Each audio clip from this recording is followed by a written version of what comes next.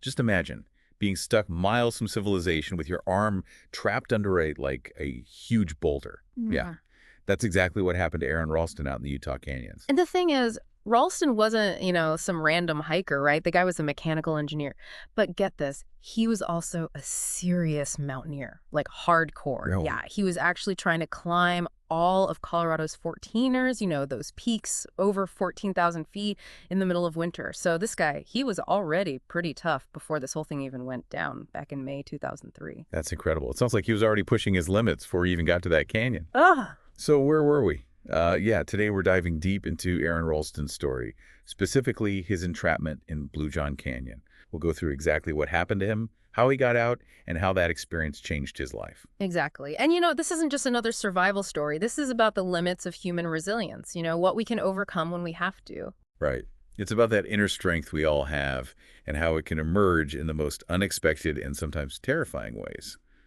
Okay, so let's set the scene for everyone. We're in Blue John Canyon near Moab, Utah. Beautiful, but remote. Oh, incredibly isolated. And that's part of what made this so dangerous. So Ralston is making his way through this narrow section of the canyon when suddenly a massive boulder, probably weighing like 800 pounds, comes loose and falls, just crashes right down on him, pinning his arm against the canyon wall. Oh, man. Just thinking about that makes my stomach drop. I know, right? And just imagine the force of that impact. I mean, no wonder his first attempts to get free, they were totally useless. And the crazy thing is, nobody even knew where he was. He hadn't told anyone his plans. That's right. He was completely alone, no cell service, no way to call for help. Just him, that crushing boulder, and the vast emptiness of the canyon. I can't even imagine the kind of fear and despair he must have felt. Oh, absolutely. So there he is, trapped for 5 days. That's 127 hours.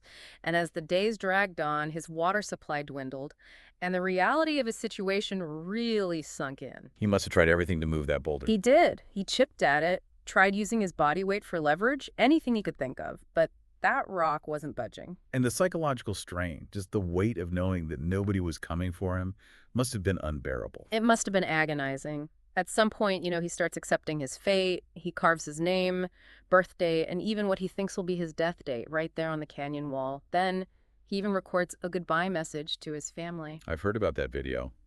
Apparently, it's incredibly emotional, a real testament to the power of love and acceptance in the face of death. Totally. But then, after 5 days, something shifts in Ralston. Delirious, dehydrated, he realizes there's only one way out. He had to amputate his own arm. I mean, that's just, I can barely even say it. It's almost impossible to comprehend, isn't it? And the tool he had, this multi-tool, wasn't exactly surgical grade. He described it as this dull thing that came for you with a cheap flashlight. Yeah, the source doesn't even specify the brand, which almost makes it more intense somehow. It's like the focus is entirely on his will, his sheer determination. Absolutely. And he did it. He actually cut through bone and tissue with this flimsy tool. Can you imagine the pain, the grit that took? It's mind-blowing. It's beyond anything I can fathom. But even after that, he still had to get out of there. Right. He's free from the boulder, but he's lost so much blood. He's dehydrated, weak, and still miles from help. He was so thirsty he even drank from like a stagnant puddle just to get some moisture. Then there's still a 27-kilometer trek back to his vehicle. No phone, no way to call for help. 27 kilometers on foot with one arm? That's insane. And not just any terrain. This is like rugged canyon landscape. He had to rappel down this 65-foot cliff, all while battling the heat, hunger, and, oh yeah, vultures. Vultures. Yeah. Circling overhead, nature's cleanup crew just waiting. Talk about a grim reminder of his situation. Oh, man. That's just chilling. I bet he was starting to lose hope at that point. I can only imagine. But then, like something out of a movie, he runs into other hikers. I mean, he's rescued. Well, kind of. These hikers, Eric, Monique, and her son Andy, they gave him water and called for help. Finally, someone knew he was out there. Thank goodness for those hikers. What happened then? A helicopter arrived about 6 hours after they took him to safety, and park rangers later went back for his arm. His arm, they recovered it. They did. Apparently, Ralston wanted it cremated.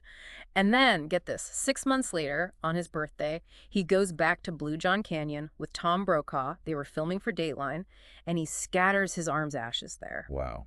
I mean, that's just powerful. He went back to the place that almost killed him, to say goodbye.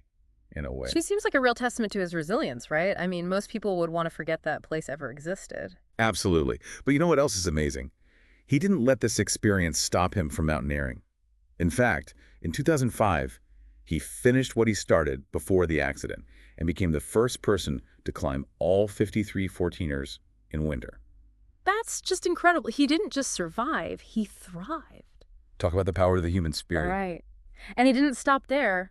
He went on to do other amazing climbs, mountains in South America, Denali, even Mount Kilimanjaro. And of course, his story went viral. He was on all the big shows, Letterman, Good Morning America, the whole 9 yards. He even won GQ's Man of the Year and Vanity Fair's Person of the Year in 2003. It's easy to see why. I mean, he's an inspiration. This guy shows us what it means to overcome, to push through when everything seems lost. He even started giving speeches, talking about how he didn't lose his hand but won his life back. I love that perspective. It's not about what he lost, but what he gained, this newfound appreciation for life. And then there's his book, Between a Rock and a Hard Place, where he goes into even more detail about his experience. It became a huge bestseller, obviously. Then there's the movie, 127 Hours, directed by Danny Boyle. With James Franco. That movie was intense, really captured the claustrophobia and the desperation of his situation. It did. You could practically feel the weight of that boulder, the struggle. Anyway, it was a critical hit, it got a lot of praise. So, as we wrap up this deep dive, what's the takeaway here? What should we remember about Aron Ralston's story? I think it reminds us that we're capable of so much more than we think. We have this incredible capacity for resilience, this deep-seated will to live. It's about pushing beyond our perceived limits, finding strength in the darkest of times, wouldn't you say? Exactly. And maybe, just maybe, his story can help us look at our own challenges differently. Like maybe our struggles, even the ones that seem insurmountable, can ultimately shape us, make us stronger, more resilient. Food for thought, isn't it? Makes you wonder about the thin line between desperation and determination. It really does. That's it for today's deep dive, folks. Until next time, keep exploring, keep pushing your own boundaries, and remember, even when you're between a rock and a hard place, there's always a way. Maybe not forward, but there's a way. Always a way.